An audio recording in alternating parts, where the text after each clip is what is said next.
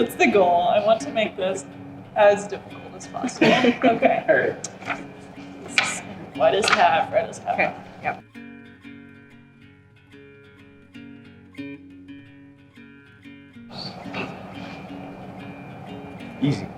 Easy peasy. Why is it easy? I don't know if it's easy recruiting them, but it's an easy action that I've been taking my whole life. You need volunteers to power the things you want to do, to power movements. Yeah, absolutely. A great deal of the work that I've been engaged with, both professionally and as a volunteer, has involved recruiting a large number of volunteers. So it's one of my favorite things to do. One of the most challenging jobs I've ever had. I worked as a field organizer for a political campaign, and trying to recruit volunteers to go knock on doors was one of the hardest things that it's because let's think of a thing that I definitely don't want to do. Try and convince a bunch of people to go and do it. You could get them from this initial reaction to, why on earth would I ever do that, to, oh, well, this isn't so bad. And it has made me a lot more empathetic for people who continue to do that work. I try to always be very polite when political folks call me on the phone. A student senator. So I had to recruit a committee and plan lots of different events. So I think that's my first experience of recruiting volunteers.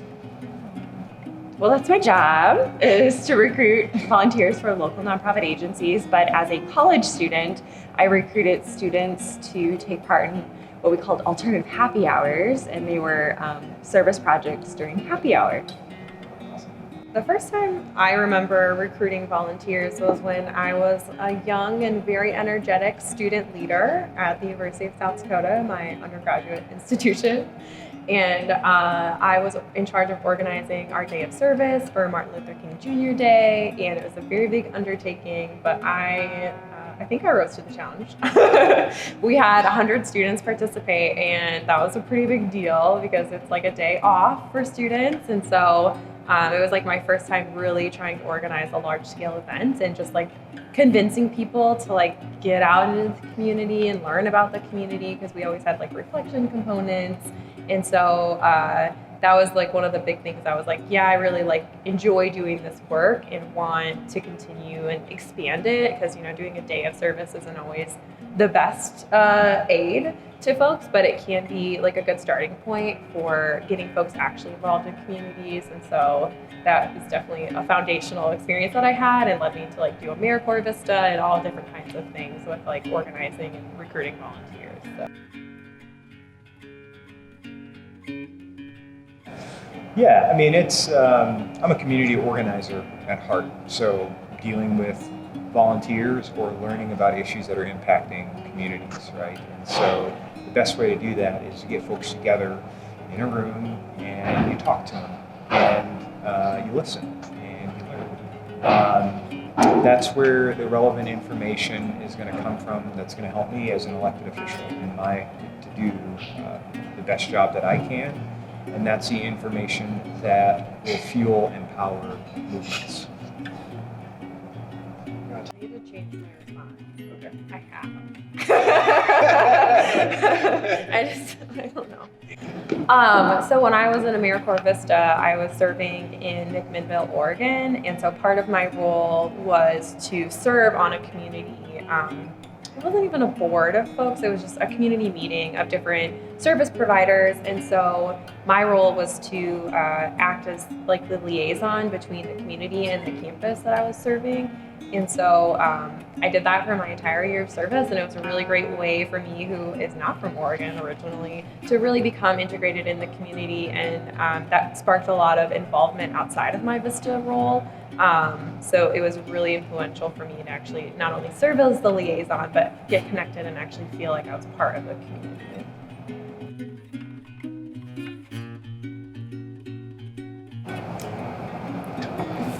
So. The reason I hesitate is because I think there's different settings in which you can do that. And so I've definitely, in the various roles I've held as a professional have had conversations that get to the core of what a civic dialogue is. So when I was a hall director at Iowa State, a lot of the training that I would do with my student staff members was around, what are your biases? How can you get students supported on campus or connected to those resources that they really need? Or how can you help engage your community if you're hearing really harmful or hurtful language in like that learning opportunity? And so I think those were moments that definitely go back to a civic dialogue, but not in the sense of like, oh, I'm out in the community and just a bunch of community members. Like that was a very specific area, which is why I kind of hesitated. Most recently, I've done dialogues a lot, but most recently we held one on impeachment, which was difficult to get everyone on board at first because it's a taboo topic and feels very partisan. But it ended up being a very good conversation about how impeachment works and what we can expect to see in the next few months. Amazing. Thank you. That's cool. Thank you so much. Mine was just about voting and getting people to vote and not educating students that they didn't have to vote with their parents' party. So, Should people vote, Ashley? yes, you should vote. It's a great answer.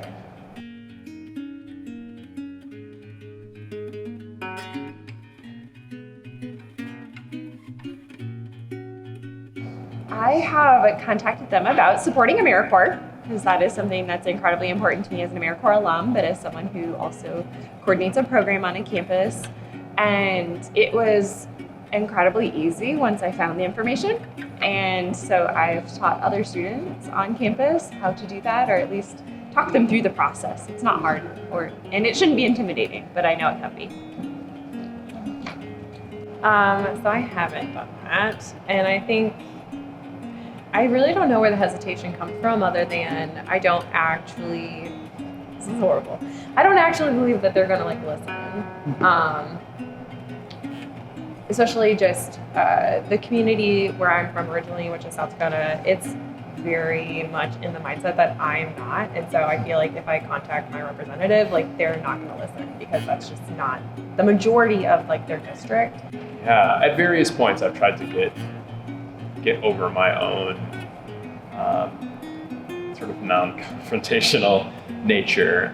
So I have contacted my representatives and senators about when we were first beginning to hear things about the child separation policies at the border.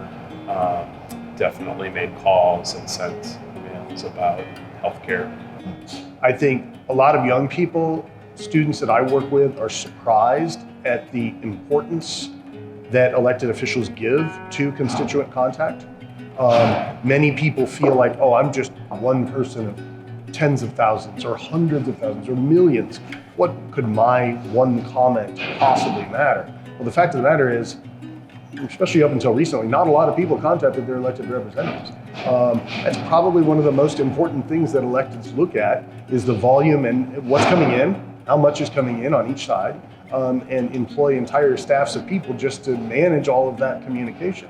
So never underestimate the importance of one individual voter or one individual constituent contacting their elected representative. You can actually have a much more significantly outsized impact on policy through contact than you can even through the simple act of voting. Yeah, I think that is absolutely right. The squeaky wheel gets the grease, and a lot of times, your elected officials are tracking on so many different issues. It's helpful when they're hearing feedback, positive or negative, on an issue that's impacting a lot of folks in their communities, right? So if I'm getting tons of phone calls about one issue, I'm going to say, hey, I better check this out and figure out what's going on, because there are a lot of folks that are upset, or a lot of folks want to see something change, or whatever the case may be.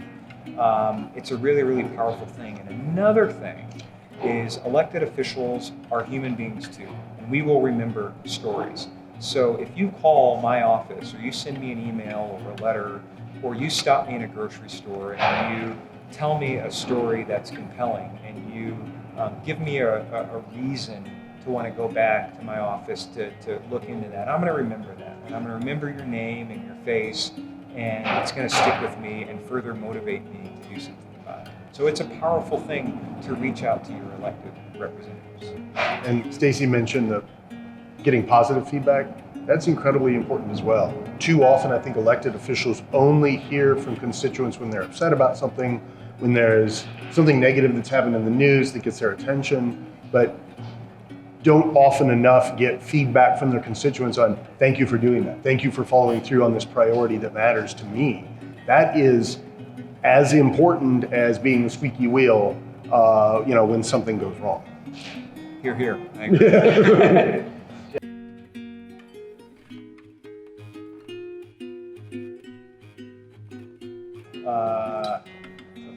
Yeah. I mean, I love the experience I have. This is where my, in some of my activism, so I've been trying to also be better about getting out and knocking on doors, encouraging people to get out to vote, do some registration, talk to people about candidates that are important to me. And one of the things that I find so hard is like the big push for early voting, and I know why it's good, and I know why we should do it, and I go back and forth usually from like election cycle to election cycle, because there's something about the act of stepping into that voting booth and just feeling like you participate in the process. I take my kids to do it. I've got kids, and we walk to our polling place, and I greet the people that I know, because they're my neighbors who are the poll workers, and there's something just like, it just feels like you are a part of something bigger. And but then I also had a lot of friends who don't have the privilege of voting. And so I try to, even if I ever was feeling apathetic about voting, or like my vote really didn't matter, especially in like the more national elections, I feel like it is my privilege and my duty to go out and vote, because not everyone has that same privilege. Voting is incredibly important, obviously. It is the people's say in who represents their interests at all levels in government. In the presentation I gave earlier today, I talked about African Americans in this country weren't able to vote unencumbered until 1964, right? It's 55 years ago. So it is a sacred right. It is how our democracy works. What underpins the entire democratic experience experiment is giving people access to the franchise, giving people the right to exercise their voice in our democratic system. And so it's a powerful, powerful thing that I hope folks don't take for granted, and I hope they vote as often as they can in as many elections as they can, because this is our community, this is our country, this is our world. Our politics seems worse than it's ever been. It seems more divisive than it's ever been. Our country seems like it's split apart. And all of that is true in many respects, but there's some really good news. And the good news is that people are voting at numbers that we haven't seen in a century. The turnout in the 2018 midterms was the biggest turnout for the American electorate, percentage-wise, in 100 years. And it was the largest turnout, perhaps ever, in a midterm election for young voters, for millennials and Gen Z voters in particular. It's a wonderful story that needs to be told more often, because there are still persistent myths out there, especially among folks in older generations. There's this persistent myth that young people don't care, that they're not showing up to vote. And while young people do generally have lower participation rates, they are closing the gap fast. And quite frankly, it's scaring some of the older people when they figure out that young people are actually showing up and exercising their franchise. They've got to start paying attention to the concerns that young people have. So what I would say to all the young people out there watching is keep going, keep at it. I thought this is what this was, Justin. I thought we would get a prize at the